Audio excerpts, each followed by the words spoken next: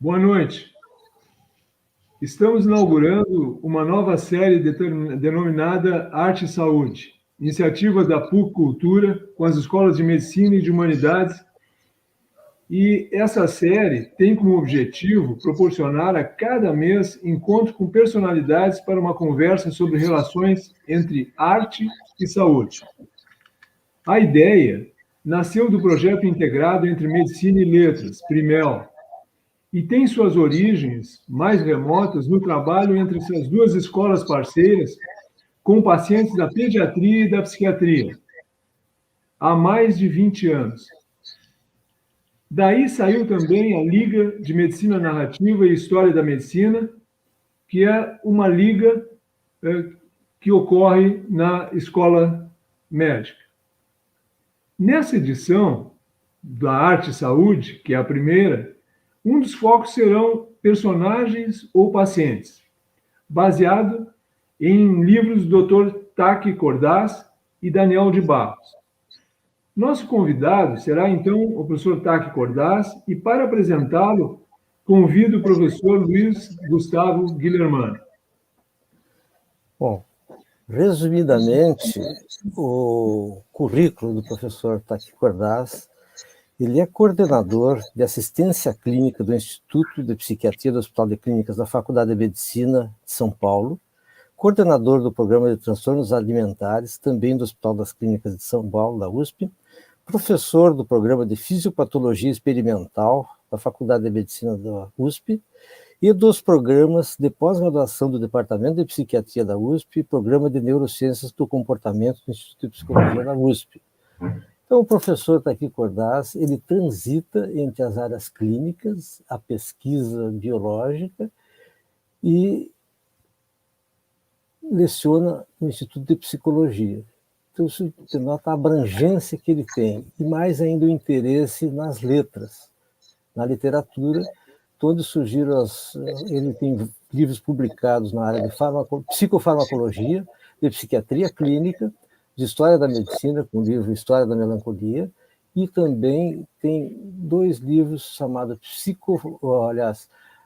Personagens ou Pacientes 1 e 2, e lançou agora, recentemente, Personagens ou Pacientes Pandemia, onde relata livros que versam sobre a situação de pandemia. Então, professor Taki Cordaz, eu quero começar com a primeira pergunta, sim, o senhor.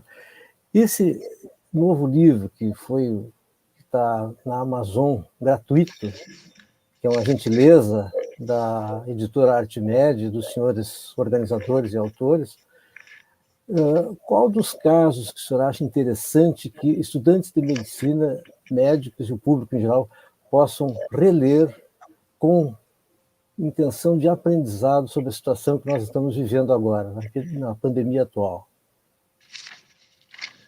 Bom, antes de mais nada, eu queria agradecer muito ao Programa de Arte e Saúde da PUC, do Rio Grande do Sul. Fico muito honrado de estar aqui entre vocês, os bons amigos Dr. Ivan Antonello e Luiz Gustavo Guilhermano, 2 jovens que vão continuar indo a pé para o que der e vier, que já estejam um pouquinho santistas, já estejam se transformando em um pouquinho santistas. Eu me sinto um pouco da casa, porque recentemente terminei uma especialização em filosofia online aí na PUC do Rio Grande do Sul, então já me sinto um pouco da casa e me sinto muito bem recebido por vocês, né? Eu tinha preparado algumas coisas para falar, mas vou direto um pouco para responder a tua pergunta, né? Nós publicamos recentemente, Dr. Daniel Barros e eu, um livro sobre a peste e as pandemias. Escolhemos alguns livros para falar. O Decameron, A Peste do Camus, que eu escrevi, Diário do Ano da Peste, do Daniel Defoe, e A Praga Escarlate, do Jack London. Me coube escrever sobre Camus, sobre Albert Camus. Foi uma escolha pessoal.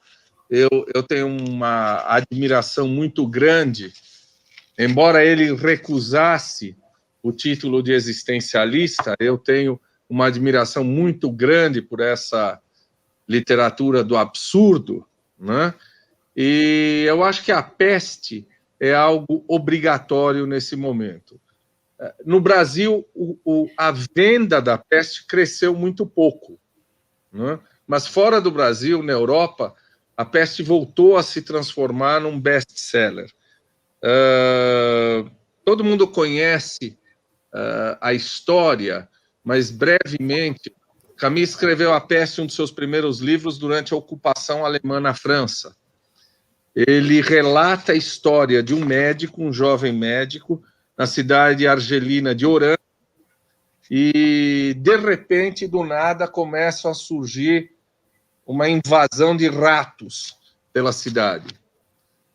As pessoas ficam assustadas com ratos tomando a cidade, e pouco depois o que acontece é o começo da morte, do adoecimento e da morte de uma série de seres humanos, de pessoas. E a grande coincidência com o que nós estamos vivendo é o enorme número de mortes que vão se sucedendo, e as coincidências com a nossa situação são extraordinárias. Você tem ali o mercado negro vendendo víveres, vendendo coisas de subsistência, como nós temos aqui gente vendendo máscara, uma máscara a R$40. Você vê médicos e enfermeiros na sua função brigando contra a peste. Você vê os negacionistas dizendo que o problema não é tão grande e que as lojas devem se manter abertas. Você vê, de um lado, os políticos brigando com os médicos, porque os políticos dizendo que a gente não deve assustar a população, e os médicos dizendo que a gente deve fazer quarentena. O padre da cidade dizendo que isso é um pecado divino. É por isso que a peste se invadiu a nossa cidade.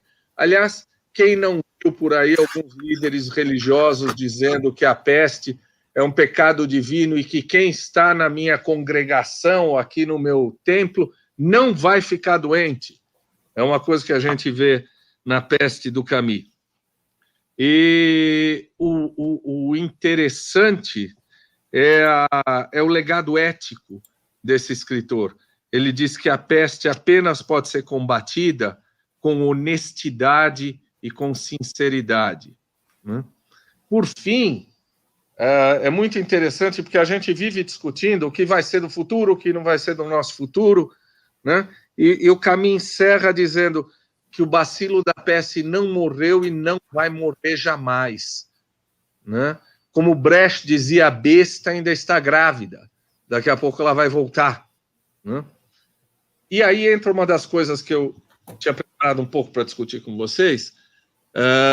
Logo que o livro saiu, a leitura foi de que a peste representava a invasão alemã na França. Os ratos todos eram a invasão alemã na França.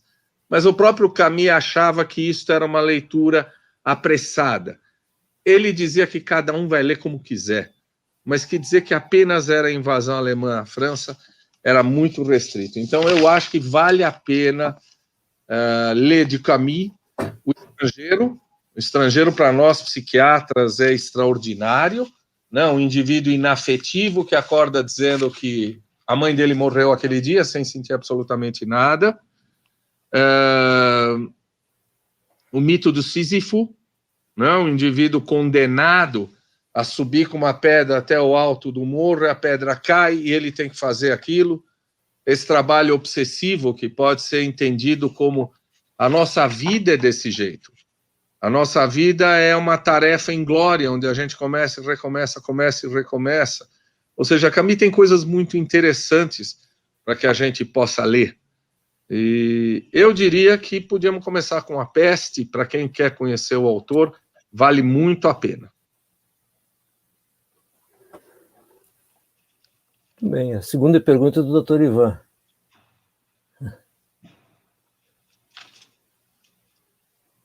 Está com o microfone desligado.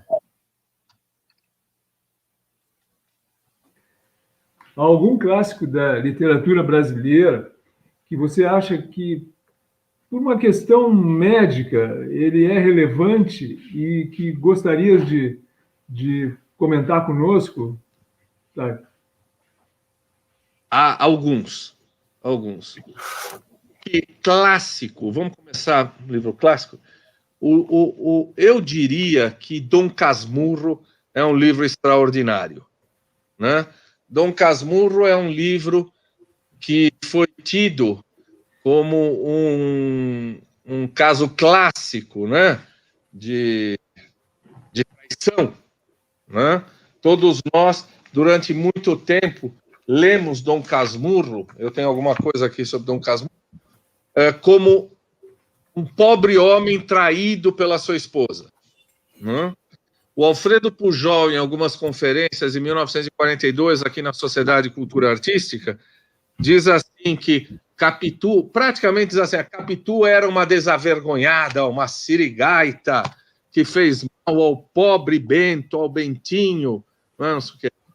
Em 1979, aliás, 99, teve um julgamento aqui em São Paulo, um julgamento aberto, onde o Márcio Tomás Bastos foi patrocinado, se não me engano, pela Folha de São Paulo, onde o Márcio Tomás Bastos era o advogado de acusação, né?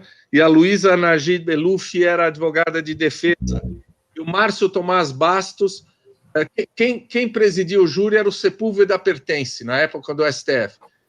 E o Márcio Tomás Bastos dizia, essa mulher traiu, olha isso, olha isso, olha isso, trouxeram um monte de gente para testemunhar, o Carlos Heitor Coni, um monte de gente para testemunhar.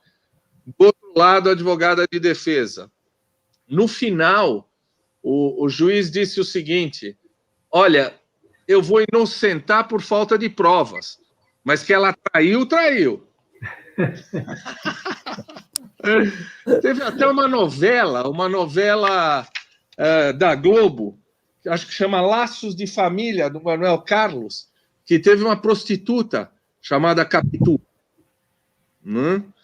E o interessante é que nenhum de nós pensou numa coisa que uma linguista, uma historiadora americana, Ellen Caldwell, começou a falar nos anos 60. Ellen Caldwell foi uma grande propagandista do Machado de Assis nos Estados Unidos. E ela falou o seguinte, escuta, pessoal, vocês não entenderam que esse camarada é o Otelo brasileiro? Vocês não entenderam que esse camarada tem um problema psicológico e que ele é o paranoide? E aí o muito interessante é que as pessoas começam a reler e veja que é uma coisa muito interessante para a gente falar do nosso preconceito, né? Porque ninguém, até então, desconfiava do Bentinho, do Dom Casmurro. Por quê? Porque ele era um homem com coração aberto, confessional, era um sexagenário. Quem é que vai desconfiar de um sexagenário? Ele teve a vida destruída por uma mulher, ele era um ser respeitável, rico, proprietário, viajado, usava uma linguagem correta, amava a mamãe. Tem um trecho que ele fala, amo a mamãe, né? E gostava de goiabada. Um homem que gosta de goiabada, você vai desconfiar desse camarada, né? É um homem que gostava de Shakespeare. Mas aí você começa a ver, ele vai assistir Otelo de Shakespeare, ele vê Otelo matando a Desdémona, e ao invés... Desdémona era inocente, era uma trama do Iago. Ao invés dele se tocar, ele sai de lá dizendo, você viu que ela era inocente, olha o que fizeram com ela. Imagina a Capitu, que era culpada. O que eu deveria ter feito. E tem uma coisa que, se você começar a perceber, ele fala num determinado trecho que eu só amo a mamãe. Depois, no meio do romance, ele diz a Capitu era mais mulher do que eu sou homem. Ali entre os padres, né? Ele e o Escobar, de quem ele desconfiava tivesse traído ele com a Capitu, Os padres tinham que separar ele e o Escobar, porque os dois estavam juntinhos sempre, etc. Então, vocês que são psicanalistas vão poder dizer melhor como é que funciona esse mecanismo projetivo. Quer dizer, ele achava que a mulher tinha traído, mas parece que ele tinha interesses eróticos pelo Escobar. E veja que o Machado escreve isso no final do século, né? Uma coisa maravilhosa. E a gente foi enganado pelo bruxo, né? Por esse bruxo aí, séculos, quase um século, até que alguém fala, pessoal, vocês estão loucos, vocês não viram que esse cara é um paranoide, é um delirante? Né? Este romance Dom Casmurro vale muito, todo médico, todo estudante lê sobre Dom Casmurro. É um clássico que eu recomendo.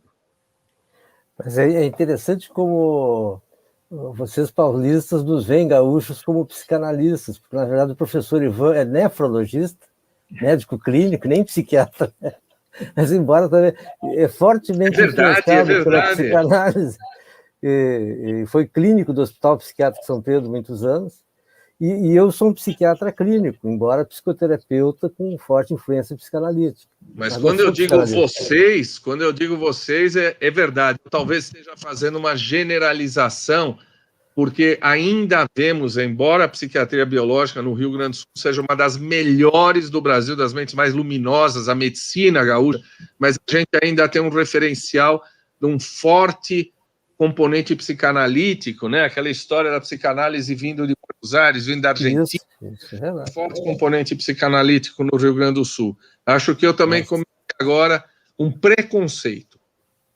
Mas aqui no Rio Grande do Sul nós tendemos a pensar antes de forma psicanalítica para compreender. O professor está aqui, o senhor ia falar e eu lhe interrompi com a pergunta. Tem algo que o senhor preparou para apresentar hoje, então, por favor, vamos lhe dar essa oportunidade. Opa. De novo, eu queria elogiar essa situação que nós estamos vivendo, porque é momento de colocarmos barricadas e defender a cultura, a literatura e a ciência mais do que nunca, né? Eu me lembro de uma maneira até, seria cômico se não fosse trágico, que o nosso primeiro mandatário, há um tempo atrás, falou o seguinte, que esses livros aí tem muita letrinha, vamos cortar tudo, vamos simplificar a coisa. Eu até vim fazer uma brincadeira com vocês. Esse é o Guerra e Paz, né? Guerra e Paz do Tolstói, pela Kozak Naif, que tem quase 1.800 páginas. Se depender do nosso presidente, Guerra e Paz vai virar isso daqui. Não é? Se depender do nosso presidente, Dom Casmurro vai ser assim, o Escobar é o pegante da Capitu. Esse é o resumo. Que é piriguete. A piriguete. Né? Eu fico nos meus piores pesadelos, pensando nessas coisas, aquele mundo distópico que vocês conhecem, né? O Ray Bradbury escrevendo aquele Fahrenheit 451, onde os livros são proibidos, onde os livros são queimados. Então, para preservar a memória dos livros, cada pessoa, de uma maneira oculta, subversiva, decora um livro, porque todos os livros são queimados. Se alguém for encontrado com um livro em casa, tem que ser punido, né? E já imaginou cada um de nós ter que decorar um livro para que a cultura não morra? Essa é a pior distopia que a gente pode imaginar. Quando vocês me apresentaram, eu queria começar por aí, quando vocês me apresentaram, muito gentilmente, falando dos livros Personagens do Paciente, esse é de 2014, esse é de 2019, e o e-book saiu em 2020. Eu vou dizer para vocês que foi uma experiência muito curiosa tentar escrever isso daqui. O Guilhermano é autor de um capítulo do Um Certo Capitão Rodrigo, não é? E eu Adoro esse livro, e quando eu era estudante, eu li um certo Capitão Rodrigo, e nunca mais me saiu da cabeça ele entrando e dizendo buenas e me espalho nos pequenos do prancha e nos grandes do detalhe. É assim que ele fala? É isso mesmo. É, Érico Veríssimo, um grande Érico Veríssimo, que infelizmente se lê muito pouco hoje, né? Eu me lembro disso e me lembro de um livro maravilhoso. A minha família tinha pouquíssimas condições, tínhamos problemas de sobrevivência muito graves, e eu li Olhai os Lírios do Campo, do Érico Veríssimo, que conta a história de um médico formado com extrema dificuldade. Mas essas coisas, infelizmente, a gente esqueceu, né? Deveria voltar a isso. Mas, voltando, eu fui pedindo a vários colegas, escuta, tá cheio de livro aí sobre psiquiatria e cinema. Todo mundo fala de cinema, aí teve o Coringa agora há pouco, etc. Vamos escrever alguma coisa? Escreva algo sobre um livro que você acha que todo psiquiatra, todo interessado em saúde mental deveria escrever, deveria ler. E vários dos nossos colegas me disseram o seguinte: faz 40 anos que eu não leio nada fora da psiquiatria. 40 anos que eu não leio um livro fora da psiquiatria. Isso era meio... 30 anos não leio um livro fora da psiquiatria, 40, 30. Às vezes você pensa assim, nem fora nem dentro, né? Porque tem alguns camaradas que estavam... Então, foi dificílimo achar, né? Um outro colega queridíssimo falou para mim assim, olha, eu vou confessar a você que a única coisa que eu leio é romance policial. E aí, veja só, eu falei, bacana, por que você não quer escrever? E aí eu lembrei, vocês vão lembrar junto comigo, que existe um enorme preconceito de que romance policial é subliteratura, né? E romance policial não é uma literatura menor, né? Romance policial tem gente maravilhosa, como Rubem Fonseca, Jorge Luiz Borges, Edgar Allan Poe, Mário Vargas Llosa escrevendo romance policial. E nós médicos, psiquiatras e médicos em geral, vamos pensar o seguinte, o que é um romance policial? É um gênero literário que se caracteriza por uma estrutura narrativa onde tem um crime, tem uma investigação, tem a revelação do malfeitor, e o detetive tem que fazer tudo isso. Isso nada mais é do que o papel do médico, do que o papel do psiquiatra. O papel do médico e do psiquiatra é isso. É a busca da doença, das causas, do culpado, etc. Eu falei a esse brilhante colega, vamos escrever. Escreve aí. E, curiosamente, ele escreveu sobre um autor que eu gosto muito, né, que é o Rex Stout. O detetive chama Nero Wolfe.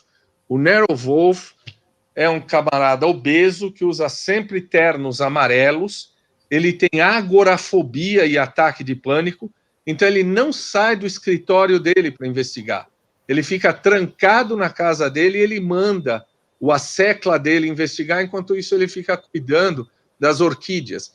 E o raciocínio dele é de gabinete, porque ele tem medo de botar o pé para fora de casa e ter um ataque de pânico, então ele fica mandando o que tem que ser feito, o que não tem que ser feito de dentro de casa. Uma coisa linda, né? Uma coisa muito bacana. Né? A gente pode também dizer que muitos médicos são grandes escritores. Então, a medicina e a literatura têm uma proximidade extraordinária. Né? Esse camarada aqui que eu separei para vocês, Chekhov dizia o seguinte, que a medicina é a minha mulher e a literatura é a minha amante. Cada um de nós aí vai pensar em silêncio com qual ele se divertia mais. Mas o Chekhov tem um livro maravilhoso, né, que ele publica em 1892, que chama Enfermaria número 6. Né? Ele publica 10 anos depois do Machado de Assis publicar O Alienista. Ele tem um trecho muito interessante que vale os estudantes de medicina lerem, porque ele está numa cidadezinha onde depois de algum tempo ele não quer mais estudar, não quer mais ver os doentes, ele vê os doentes de qualquer jeito, e ele tem uma frase confessional: eu sirvo uma causa nefasta e recebo o meu ordenado de pessoas a quem engano. Eu sou desonesto. Na verdade, eu não sou nada, apenas a partícula de um mal social. Todos os funcionários do distrito são nocivos e recebem salário do nada. Bom, mas eu sou um produto da época. Daqui a 2 séculos, talvez eu fosse o melhor médico. Talvez não, né? Mas veja ele falando o quanto envergonhado de enganar os seus doentes.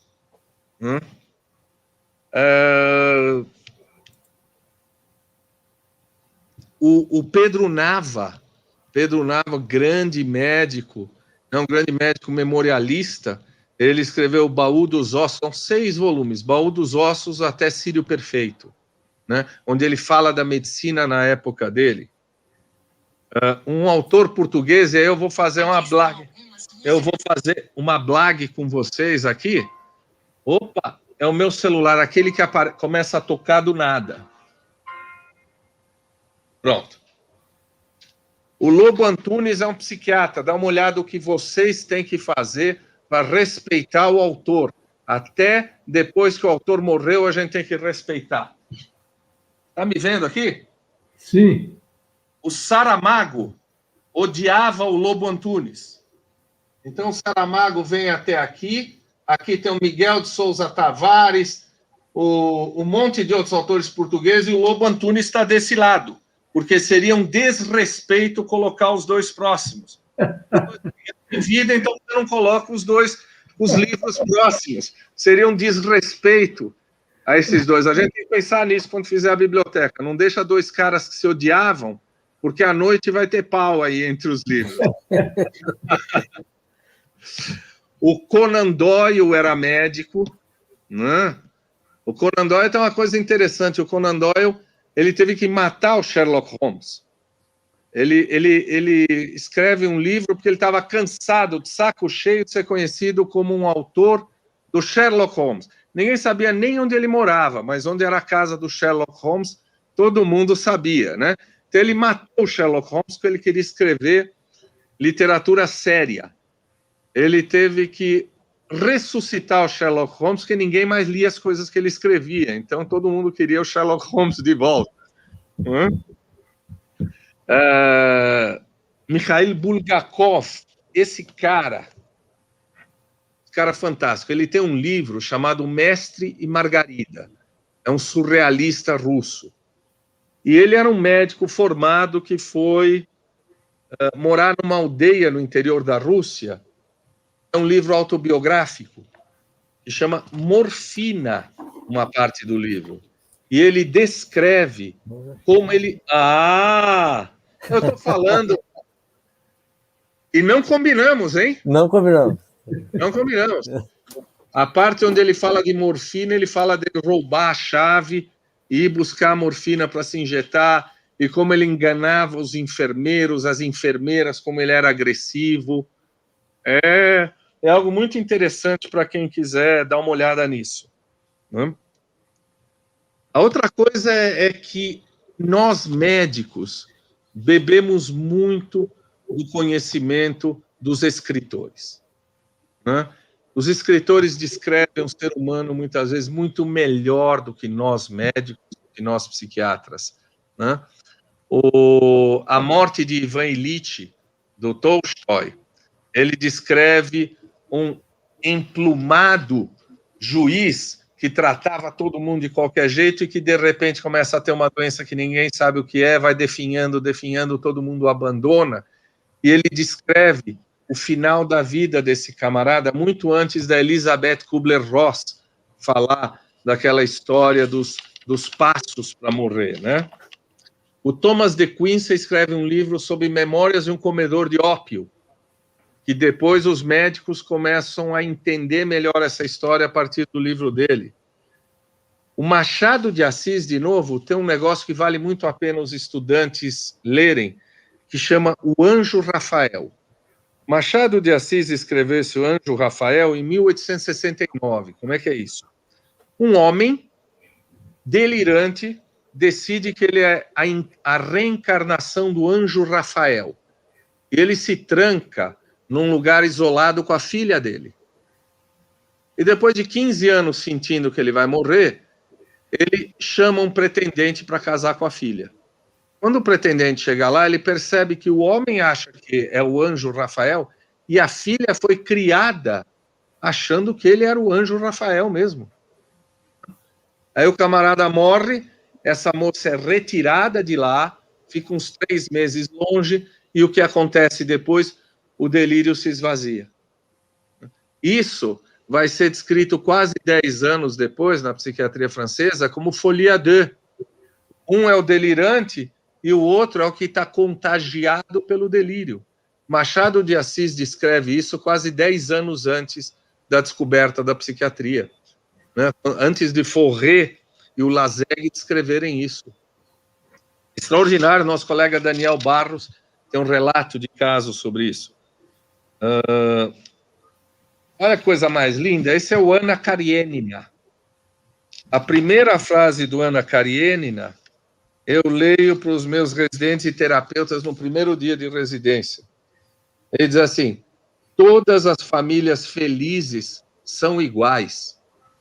Cada família infeliz é infeliz à sua maneira. Olha que beleza, né? Tudo de cada família como se ela se estrutura. Não é bacana isso? A outra coisa que eu acho que vale a pena a gente falar é da interpretação da obra, né? A Metamorfose do Kafka tem mais de 200 interpretações. O Otto Maria Carpo disse que já se encheu o saco no livro dele, História da Literatura, já se encheu o saco, tem mais de 200 interpretações, tem psicanalista, existencialista, estruturalista, tem de tudo. E tem a nossa vaidade de achar que a gente consegue interpretar uma obra como um todo e conhecer a obra como um todo. Ou outra, entender a obra pelo autor, né? Quer dizer, eu consigo ter uma leitura interpretativa da obra. A gente esquece que isso talvez fosse verdade entre os poetas líricos, né? Os românticos, Byron, etc., que a vida e a obra era misturada. Mas não é mais assim. Vamos lembrar, né, Ivan? O poeta é o fingidor, finge tão completamente que chega a fingir que é dor, ela sente, porque uma obra de arte não é uma catarse. Ele não pode botar o sentimento dele direto, porque é catarse, não é arte. Ele tem que mostrar o que ele não está sentindo, ele tem que mostrar às pessoas o salto da emoção pessoal. Os outros devem se identificar com aquela emoção, não é? Tem uma coisa maravilhosa, o Guilhermano não tem o Cortázar aí, né? A Casa Tomada, ou a Autopista por aí, né? O Cortázar tem um conto maravilhoso que chama Casa Tomada. É muito, muito bom, muito bom. Maravilhoso, não é? Você conhece? São 2 irmãos, né? E a Irene. E aí? Como é que é, Ivan? Eles vão se fechando. Vão se fechando, se eu bem me lembro, eles suspeitam que tem alguém no cômodo da frente, e eles vão indo para trás, para o fundo da casa, e vão ocupando menos quartos e vão vivendo. Enquanto isso, seguem vivendo, né? É isso aí. Ele diz assim: eu e Irene, a irmã dele, moramos aqui só nós dois, ela nunca casou, eu nunca casei. Aí um dia ela está tricotando, ele volta e diz assim: eles tomaram aquele quarto. E ela continua tricotando. Eles tomaram aquele quarto. Aí aos poucos ele chega, eles tomaram a cozinha, e ela continua tricotando e batendo, e eles tomaram, até que um dia eles vão embora da casa, deixando como se fosse a coisa mais natural possível com a roupa do corpo. Aí, numa entrevista da TV francesa, o entrevistador pergunta ao Julio Cortázar, né? escuta, esse conto quer dizer o quê? É a ditadura argentina que está invadindo a nossa casa? Ele falou, não sei. Esse conto é a apatia, a invasão do inconsciente? Não sei. Foi um sonho, né? É? Foi um sonho dele, não foi? Não sei. Ele fala assim, tudo que ele pergunta, não sei. Aí o cara, mas não é o incesto dos irmãos? Eu sei lá. Cada um dá a interpretação que quiser. Para mim, aquela é uma história que achei bacana e escrevi. Portanto, ele teve um sonho, ele teve um sonho e escreveu. Escreveu. E de cada um interprete como quiser. Isso me lembra uma coisa do Jacques Cousteau. Lembra do Jacques Cousteau, aquele explorador dos mares, né? O Jacques Cousteau estava numa entrevista da TV francesa, o camarada estava apertando ele, dizendo o seguinte, escuta, se eu pulo na água e tem um tubarão ali, ele vai me atacar? O Jacques Cousteau falou, vai. Bom, mas e se o tubarão já estiver alimentado? Aí ele vai te atacar. E se eu estiver de escafando? Vai te atacar. Bom, mas e se eu tiver de arpão? Aí ele vai te atacar. E se eu tiver numa jaula? Ele vai te atacar. Se eu tiver muita gente, vai me atacar. E se tiver um monte de peixe grande do lado, ele vai te atacar. Aí o cara fala assim, bom, mas isso não tem lógica. O Cousteau fala, tem, é a lógica do tubarão, não é a sua. Ou seja, não tente entender pela tua lógica a obra de arte. Né? Tem uma outra coisa muito interessante que é tentar entender o livro a partir da biografia do autor. Né? O Churchill ganhou o Prêmio Nobel de Literatura em 1953. Ele escreveu obras extraordinárias. A História dos Povos de Língua Inglesa, A Guerra dos Boeres, Memórias da Segunda Guerra, As Memórias de Marlborough. Né? Um homem absolutamente britânico. Então, você diz assim, bom, essa é a personalidade dele. Eu vou ler para vocês alguma coisa, quem era o verdadeiro Winston Churchill. Um fotógrafo com menos de 30 anos tira uma fotografia dele quando ele está fazendo 80 anos, para o álbum de 80 anos. Fotógrafo de 30 anos tirando foto do Churchill. Aí o fotógrafo fala assim, Sir Winston, eu gostaria de fotografá-lo novamente aos 90 anos. Aí o Churchill fala, por que não? Você me parece bastante saudável, parece que você goza de boa saúde. O George Bernard Shaw convida o Churchill para assistir a estreia do Pigmalião, né, da peça Pigmalião. E como ele não gostava do Churchill, ele manda um telegrama. Eu tenho o prazer e a honra de convidar o digno primeiro-ministro para a primeira apresentação da minha peça Pigmalião. Venha e traga um amigo, se tiver. Aí o Churchill responde, agradeço, ilustre, o honroso convite. Infelizmente, eu não poderei comparecer à primeira apresentação. Eu irei à segunda, se tiver. É extraordinário. Não é extraordinário? Sensacional. Na reunião da Câmara dos Comuns, a Nancy Astor, a primeira mulher a ser eleita para o parlamento inglês, durante a discussão fala para ele assim, Sr. Churchill, o senhor está completamente bêbado. Se eu fosse a sua mulher, colocava veneno na sua bebida? Aí ele diz assim, e se eu fosse seu marido, tomava. Que rapidez, né? Rapidez, ó. Leia um livro dele, estou lendo aí no Kindle, O Esplêndido Vil, que é uma biografia dos piores anos do Churchill, quando ele era pressionado a fazer as pazes com a Alemanha, quando era pressionado a fazer um tratado de paz com a Alemanha. Ele ficava na banheira tomando banho com charuto e a secretária trazia a máquina para ficar datilografando ao lado dele. Ele era uma figura extraordinária. Só que, ao mesmo tempo, Churchill cunhou o termo Black Dog. Né? Black Dog, ele chamava o meu quadro de depressão que me leva a pensar em morrer o tempo todo. Né? O Churchill dizia o seguinte, que cada vez que eu fico perto de uma plataforma de trem, eu preciso ir para trás porque eu tenho vontade de me jogar.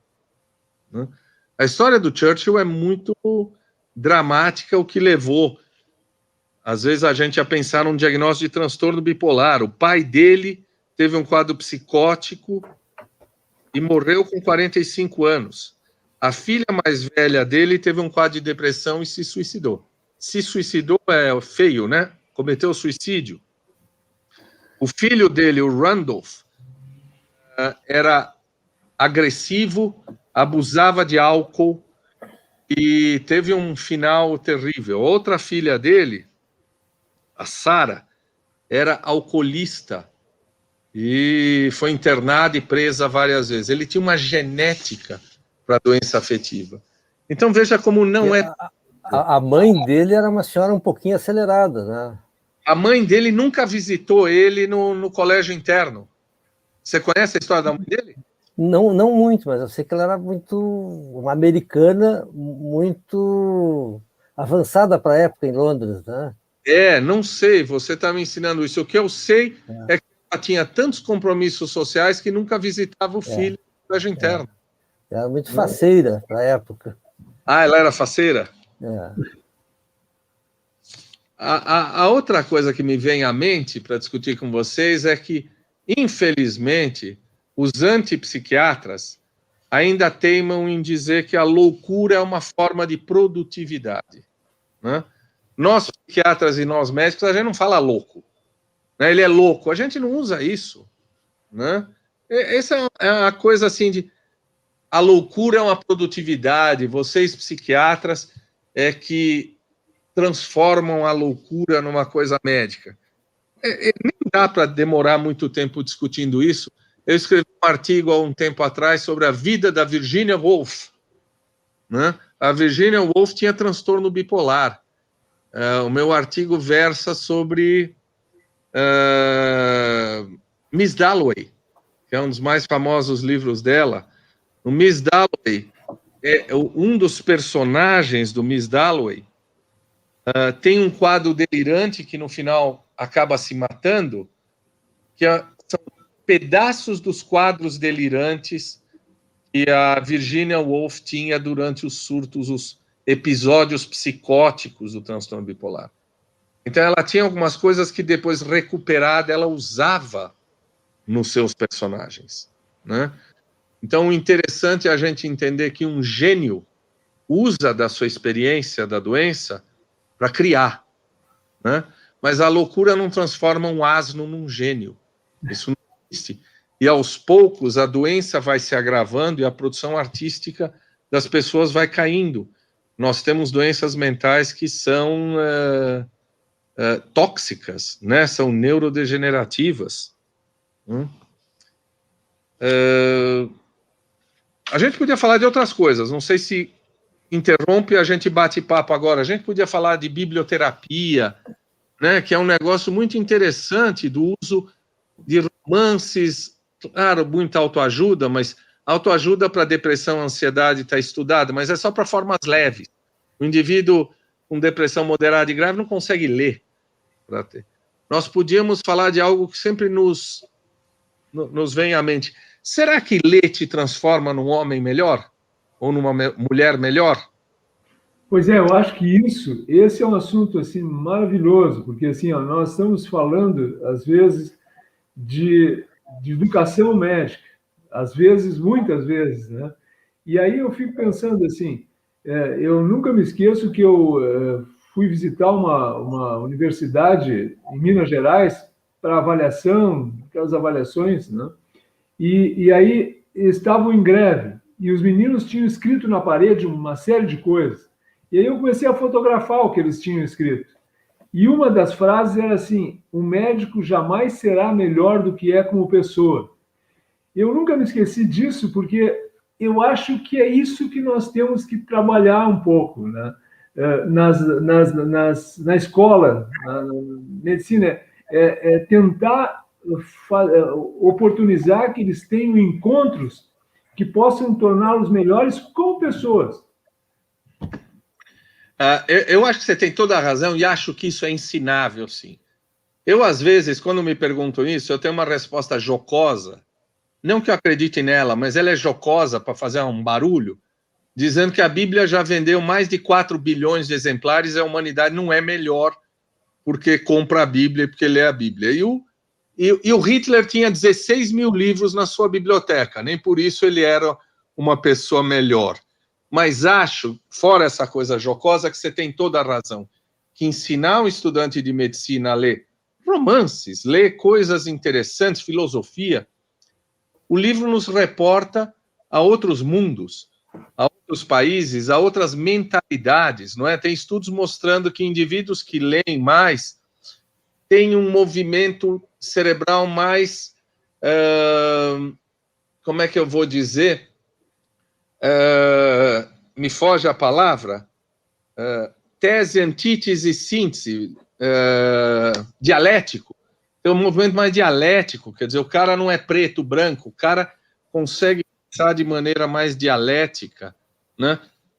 A questão é, Ivan, eu não sei se você ou o Luiz acham, será que o camarada que lê mais, o camarada que se dedica a estudar mais, já tinha dentro dele aquele desejo, aquela curiosidade? Ou é o fato de ficar lendo que o forma uma melhor pessoa? Acho que as duas coisas, né? Acho que tem que ter o tesão inato, mas tem que ter o mestre que insiste para o camarada ler, porque senão a gente fica nessa coisa da internet, onde há uma cacofonia, todas as palavras são muito... é uma nova linguagem, né? E o pessoal não consegue ler. Mas acho que sim, acho que existe... Eu há um tempo atrás, conversei com a viúva do Celso Furtado e estávamos discutindo a Rosa, maravilhosa Rosa, e eu estava lendo a biografia do Celso Furtado. Celso Furtado, com 18 anos, lia Shakespeare. Celso Furtado, no meio do Nordeste, ele lia Shakespeare, lia Graciliano Ramos, por um tesão interno, por um desejo interno. Eu acho que tem isso, tem gente que tem esta sede, mas tem gente que naturalmente não tem, e acho que vocês vão oferecer a essa pessoa a possibilidade de pensar com outros olhos, se experimentar numa outra situação, não é? Olhar de outra maneira. Está faltando isso, esse trabalho que vocês fazem aí, acho que está faltando na medicina mesmo, né? Nós estamos cada vez mais tecnológicos. Tu podia, assim, contar para nós, assim, tu que és um grande leitor, né? Alguns dos autores brasileiros modernos que têm esse viés da interface com a psicologia, com a psiquiatria. Eu não quero cometer injustiças, mas eu tenho aqui um que eu acho que vale a pena, que é o Cristóvão Tesa. O Cristóvão Tesa tem um livro que é O Filho Eterno.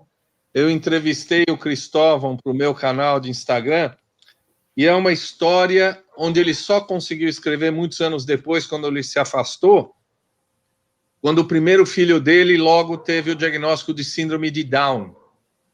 Então ele conta toda a rejeição, toda a dificuldade de aceitação. Tem um livro de um outro japonês, o Kenzaburo E, que também conta a história dele de ter tido um filho com autismo. Mas esse livro do Tesa é um livro maravilhoso, e é um livro que você vai perceber o quanto é o dilema de um pai entre o amor e a negação, e o desejo de que aquele ser anormal morra, como ele vai num crescendo da aceitação e do amor do filho, né? O Milton Ratum tem esse livro Dois Irmãos, que é uma maravilha. São dois irmãos e o desenvolvimento de dois irmãos gêmeos, cada um à sua moda, e cada um ele vai construindo a personalidade desses irmãos, e depois o do ódio entre eles, né? Tem um outro livro muito poético, eu separei que é este... Bom, o Evandro Afonso Ferreira, meu amigo, mas esse aqui também, da Noemi Jafé, que é O que ela sussurra. É um romance muito bonito, onde ela recria um pouco os últimos anos do poeta russo Osip Mandelstam. Mandelstam, numa brincadeira de amigos, soltou um poeminha entre amigos falando mal do Stalin. Ele foi perseguido, foi para um campo de gelo lá na Sibéria, né, nos gulags, etc. E para que a poesia dele não morresse, a mulher dele, a Nadeja, decorava os poemas dele e não podia passar para o papel, porque a polícia secreta podia prendê-la. Então ela decorava os poemas dele, declamava os poemas dele para ela mesma, para que a poesia e a arte dele não fossem perdidas. É um livro delicadíssimo, são 3 livros aí entre os vários livros brasileiros que eu sugeriria. Muito bem. E quanto à poesia, está aqui, que poesia ou conjunto de poemas que tu poderia sugerir assim que fossem de valia assim para nós trabalharmos com os nossos estudantes de medicina agora? Quantos minutos temos? 8, 9 minutos?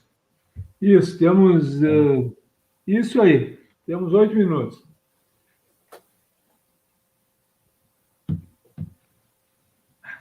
Você não me perguntou nada, mas este é um livro de filosofia que vale a pena o estudante de medicina ler, porque é uma discussão a respeito do que é o amor. Né? É o banquete ou simpósio do Platão. Esse livro aqui, claro, grego tem que puxar a brasa para grego. É do Constantino Cavafis. E tem 2 poemas que eu acho que são importantes. Um deles lembra muito aquela peça do Beckett, Esperando Godot. O poema chama Esperando os Bárbaros. Então, é uma cidade onde o Senado para, porque estão esperando os bárbaros. Os cônsules param, porque estão esperando os bárbaros. As pessoas param, porque os bárbaros vão chegar. O governo para, porque os bárbaros vão chegar. Todos se mobilizam porque os bárbaros vão chegar, né? E no final anoiteceu e os bárbaros não vieram, né? E agora, o que será de nós sem os bárbaros?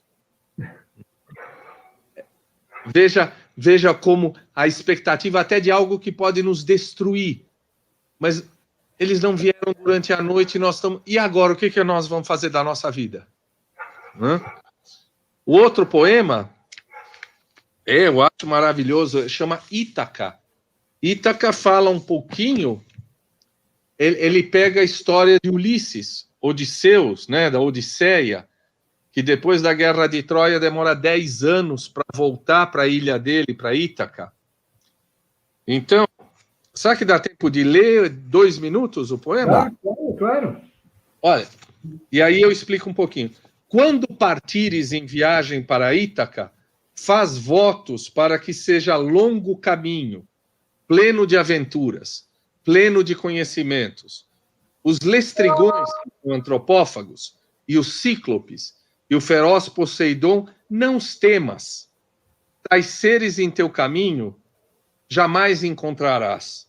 Se o teu pensamento é elevado, se rara a tua emoção, aflora o teu espírito e o teu corpo. Não os encontrarás. Eu estou pulando um pouquinho. Faz votos que o caminho seja longo, que sejam numerosas as tuas manhãs estivais, nas quais com que prazer, com que alegria, entrarás em portos, vistos pela primeira vez. Para em mercados fenícios, adquire mercadorias, corais, âmbares, experimenta os perfumes mais voluptuosos de cada espécie, né? Vai às cidades egípcias, aprende com os instruídos. Mas guarda sempre Ítaca no teu pensamento. É teu destino lá chegar. Mas não se apresse. Eu estou pulando um pouquinho. Ítaca lhe deu a viagem. Sem ela, não terias te posto a caminho. E quando chegar lá, embora a encontres pobre, Ítaca não te enganou. Sábio, assim como te tornaste com tanta experiência, já deves ter compreendido o que significam as Ítacas. O que ele está dizendo para nós é o seguinte: sabe quando você pergunta para um aluno, para o jovem, o que você quer ser? Eu quero ser professor titular. Eu quero ser presidente da República. Qualquer idiota pode ser presidente da República hoje em dia. Eu quero isso, eu quero aquilo.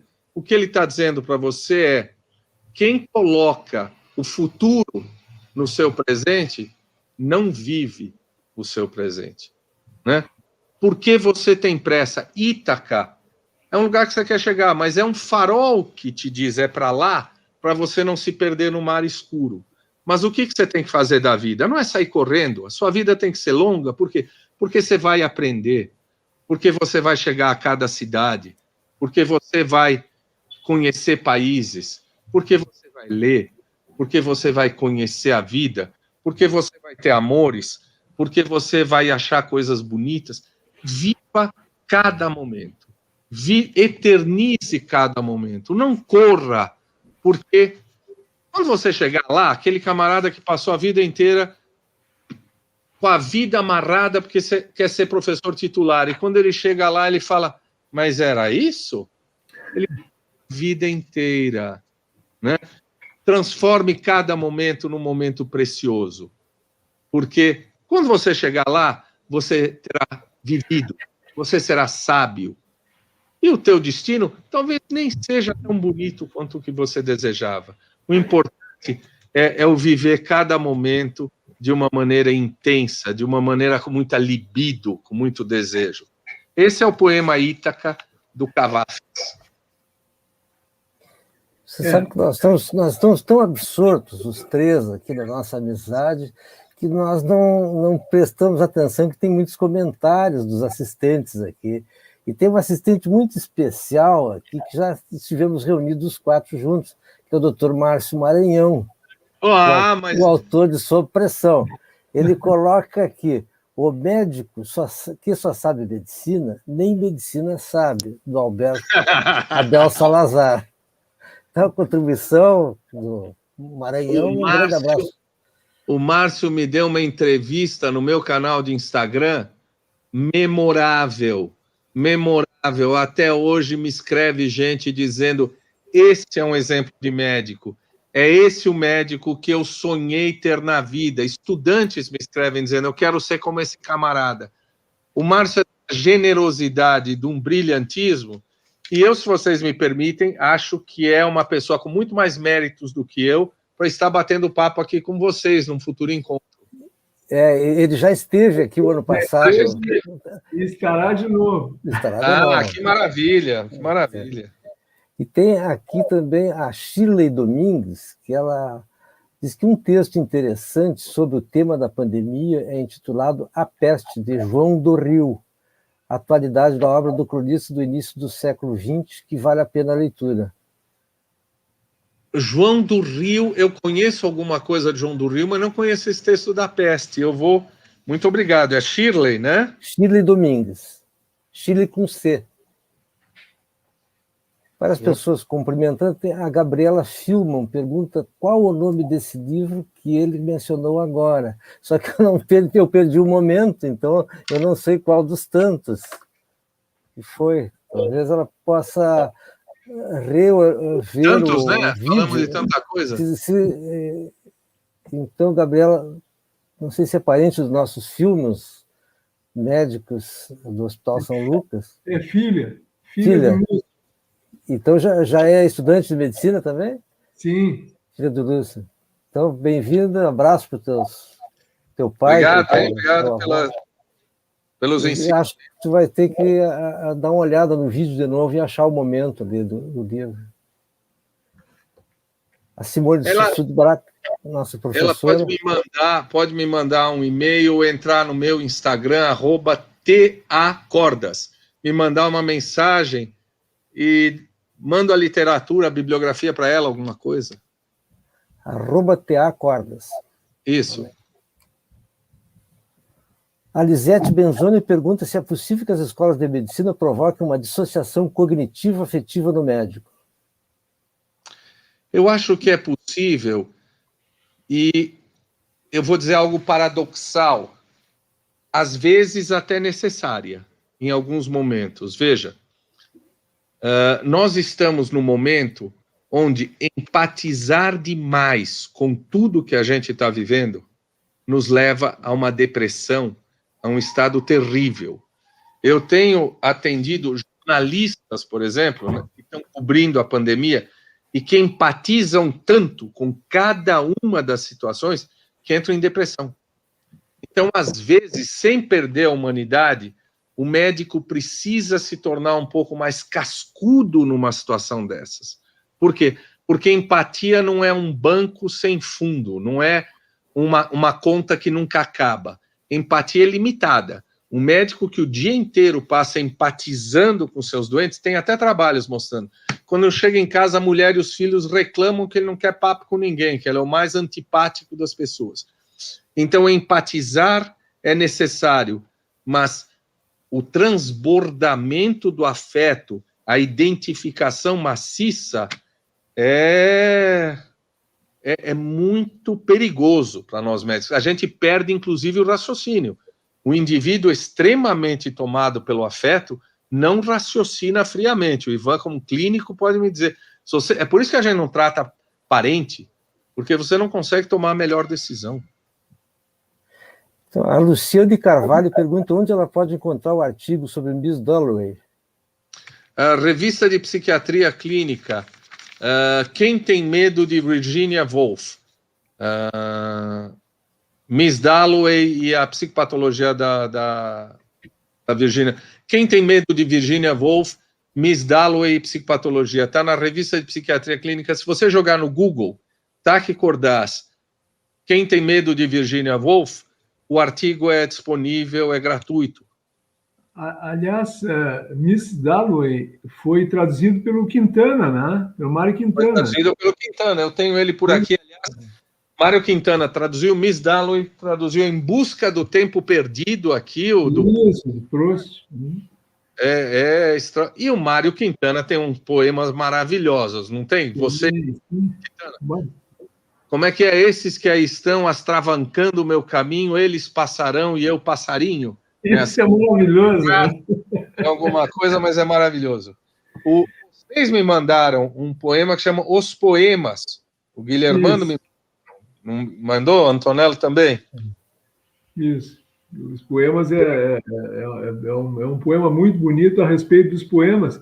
E os leitores, o que ele quis dizer eu não sei, mas os leitores imaginam que o poema diz que quando abre o livro, o poema reaparece nas mãos do leitor. Quando fecha o livro, ele foge. Né? Ele faz uma metáfora com pássaros, não é? Pássaros, não é? Pássaros, exatamente. Lembro disso. Muito bonito. Bom, nós estamos nos encaminhando para o fim, então eu gostaria assim, de dizer assim, que eu lamento muito que nós estejamos caminhando para o fim. E dizer assim, que para nós, cada vez que a gente se encontra, Cordaz, é um prazer imenso, porque a gente sabe que nós vamos sair mais felizes depois do encontro. Isso é inevitável, isso a gente não consegue evitar. Então, eu pediria para ti, assim, botar num quadrinho o que tu não disse e que tu gostaria de nos dizer. Olha,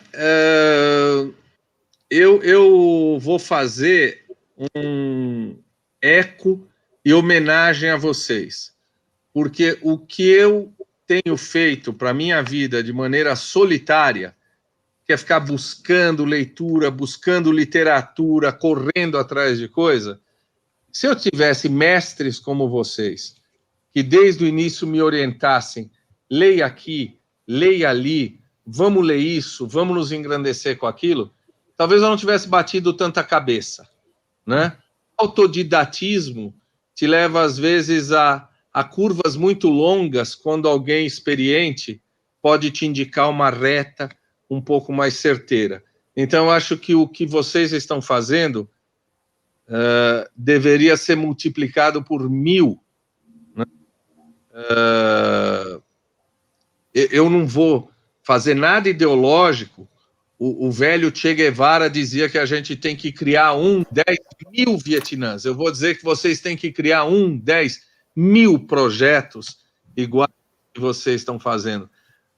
Eu acho que nós, médicos, deveríamos estar envolvidos cada vez mais na questão das humanidades e não apenas da ciência. E acho que esse é um papel que vocês devem replicar pelas universidades aí. Muito obrigado. O que você disse, Ivan, é absolutamente recíproco. Eu saio daqui absolutamente lisonjeado por estar ao lado de dois amigos tão brilhantes e que sempre que a gente se encontra, temos uma conversa que podemos passar a noite tomando um vinho da serra, né? E batendo papo. Bem, eu posso ter deixado escapar alguma coisa que veio no chat aqui, o pessoal me perdoe, que eu só tarde demais percebi aqui os comentários do chat, e alguma coisa pode também entrar em contato conosco. O meu e-mail é lguilhermano@pucrs.br, então estou à disposição para compensá-los de alguma falha aqui. Não, e você me escreve, o meu Instagram é @tacordas, o meu e-mail é cordas@usp.br, não tem com. Também fico à disposição. Tá? Então, muitíssimo obrigado e vamos ter uma terça-feira, um fim de terça-feira melhor. Quem sabe com um vinhozinho. Quem sabe com vinho? Está escondido aqui dentro, é que eu não fiz. Obrigado pela generosidade a todos. Um grande abraço. Até logo. Felicidades. Tchau.